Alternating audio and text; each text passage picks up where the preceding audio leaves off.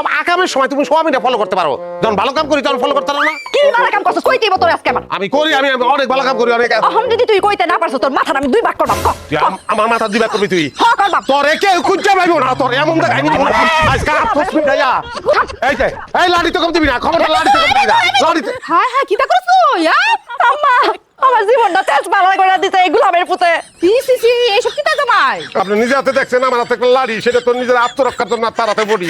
আপনি বুঝতে পারছেন না? এ গোলামের পুতে একদম দম করবি না। দেখছেন স্বামীরে গোলামের ফুট কয়, স্বামী আমি বলে গোলাম। সি তোরা দুজনে কাজ্জা করে কোমাকুমি করে মরে যা, আমি থাকবাম না, যাই আমরা। আমার কটা দিন তা হইন, আপনি থাকলে যদি একটু শান্তিতে থাকতে পারি।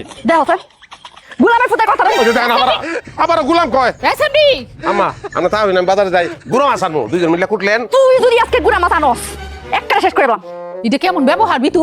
হ্যাঁ আব্বা, তোমার যত মনে চায় গুড়া মাছ কিনে লই যাও, আমি রাইন্দা দিয়াম। 8 কেজি আনি দিলে, 8 কেজি 8 কেজি আনবা? কেমন করে চায়? আচ্ছা 8 কেজি আনবা? হ্যাঁ। আচ্ছা আনো, যাও যাও।